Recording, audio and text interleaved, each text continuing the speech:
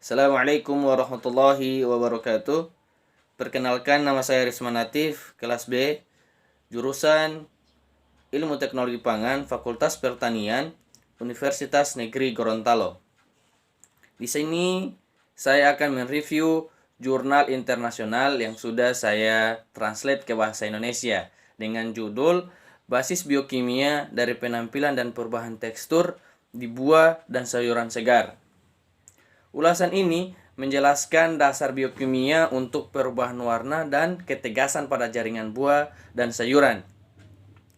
Karena penampilan dan tekstur keduanya adalah salah satu faktor paling mendasar yang mempengaruhi kualitas produk-produk segar.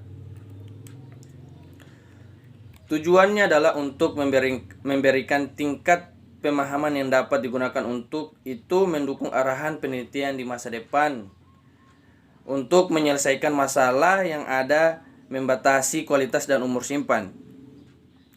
Mekanisme biokimia untuk browning enzimatik yang dimediasi oleh polifenol oksidase dan fenol peroksidase dijelaskan, dan pentingnya membatasi kerusakan sel selama pemrosesan buah-buahan dan produk nabati yang baru ditekankan.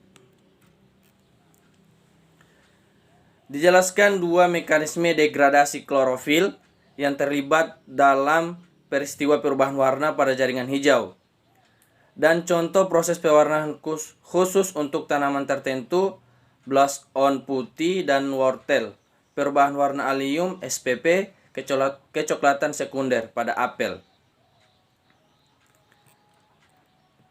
Hilangnya tekstur diinginkan dalam produk-produk segar adalah masalah utama. Dalam buah ini sebagian besar disebabkan oleh kelanjutan dari peristiwa pembongkaran dinding sel yang merupakan komponen normal dari pematangan, dan yang mengakibatkan menurunnya kekuatan dinding sel dan berkurangnya adesi antar sel. Pada beberapa spesies, proses ini diperparah oleh etilen respon luka. Namun, luka, kehilangan air, dan perubahan turgor terkait pematangan juga merupakan kontributor penting terhadap penurunan tekstur. Pada sayuran yang dipotong, kehilangan air dan lignifikasi yang disebabkan oleh kerusakan adalah masalah umum. Efek dari faktor-faktor tersebut,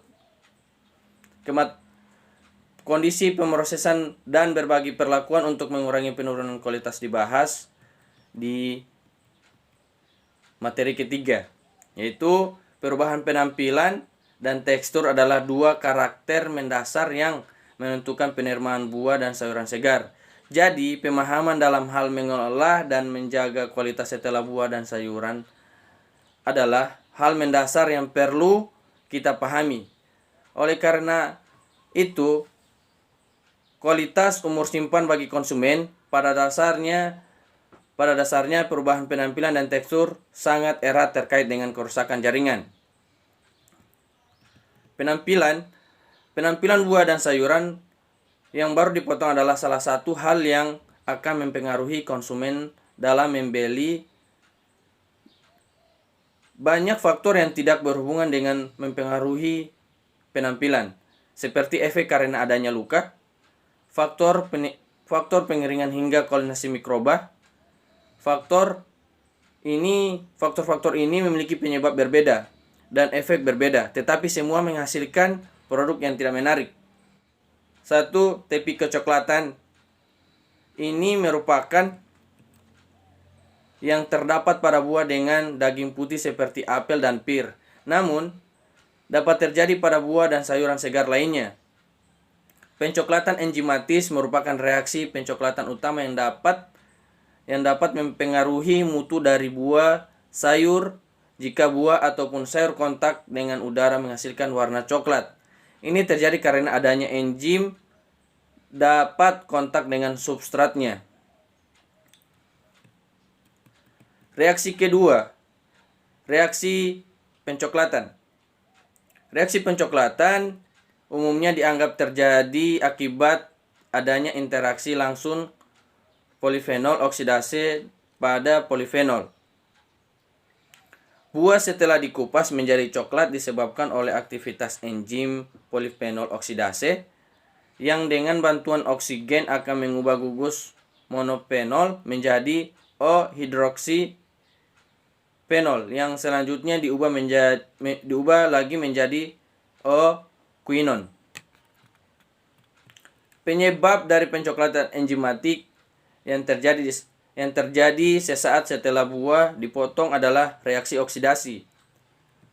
Ketiga yaitu perubahan warna melibatkan degradasi klorofil, menguning atau hilangnya warna hijau biasanya dianggap sebagai akibat utama dari degradasi klorofil.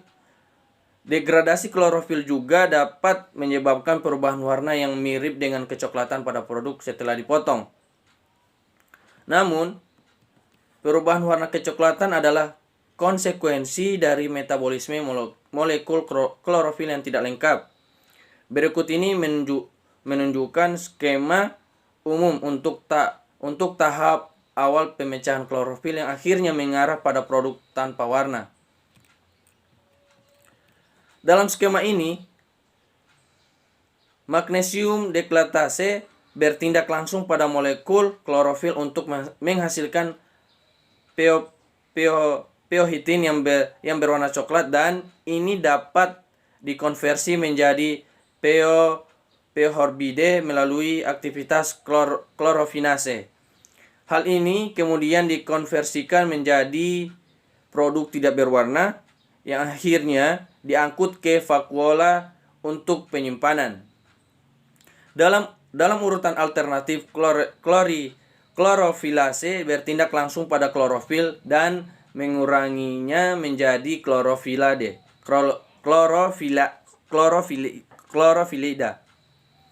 yang kemudian dikonversi menjadi pioporbide oleh magnesium deklatase. Implikasi dari apakah mekanisme kerusakan tipe 1 atau 2 terlibat dalam hilangnya klorofil?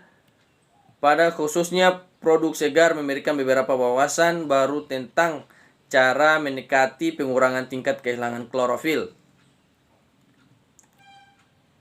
Sebagai contoh, ada banyak pemahaman yang dikembangkan dalam kehilangan klorofil prapanen pada tanaman, menunjukkan pentingnya jalur penguraian tipe 1 dalam pengaturan tertib kandungan klorofil dalam menanggapi tekanan air dan panas, pemberian makanan serangga, dan penuaan. Yang keempat, white blast pada wortel.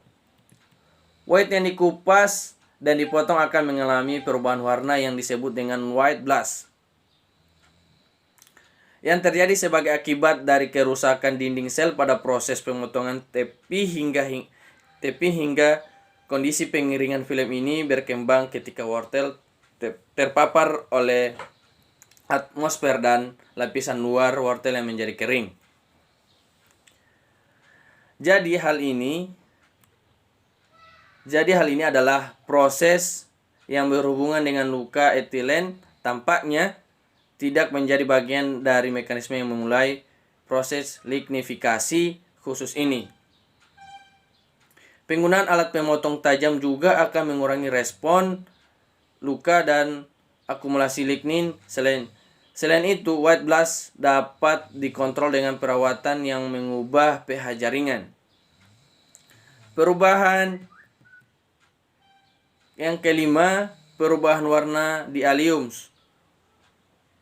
Bawang putih dan bawang perai bisa mengalami perubahan warna merah muda, merah hijau, biru hijau atau biru sebagai akibat dari gangguan sel. Operasi pemotongan atau penanganan menyebabkan kerusakan jaringan yang signifikan sehingga dapat terjadi perubahan warna.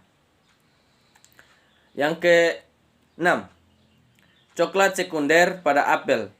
Browning sekunder baru-baru ini telah diidentifikasi sebagai batasan kualitas pada sel yang baru dipotong. Hal ini dapat dibedakan dari kecoklatan pada ujung dengan dua cara. Satu, kecoklatan sekunder dilokalkan di alam sebagai lawan dari sifat difusi dari kecoklatan potongan tepi. Yang kedua, waktunya terjadi pemotongan tepi terjadi dalam beberapa jam setelah pemotongan, sedangkan kecoklatan sekunder mulai muncul dalam buah segar setiap saat antara 1 dan 3 minggu dalam penyimpanan. Waktu terjadi kecoklatan sekunder tergantung suhu penyimpanan produk. Kita masuk ke pembahasan tekstur. Tekstur itu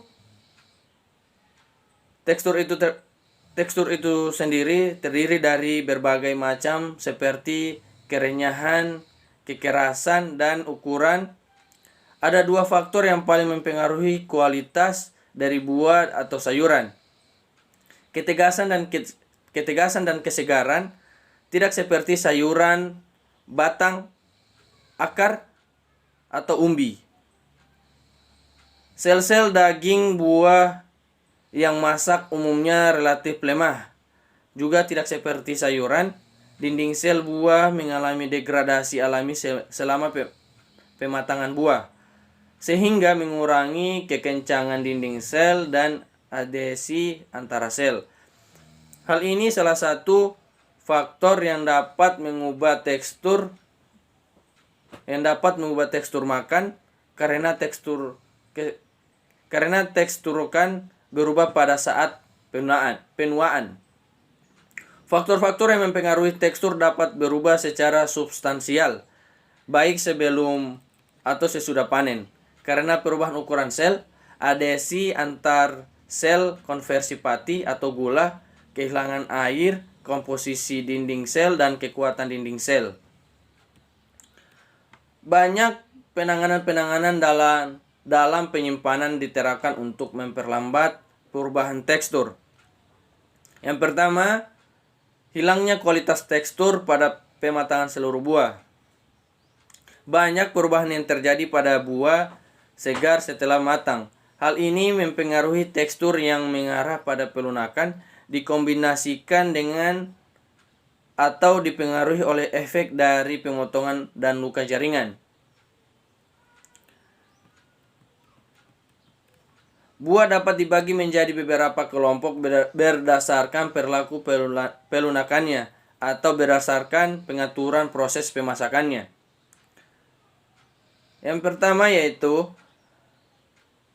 mereka yang melunak ketika mereka matang, seperti aprikot, stroberi, persik, prem, buah kiwi, pir Eropa, dan sebagian besar buah beri. Buah ini memiliki tekstur yang lembut dan meleleh.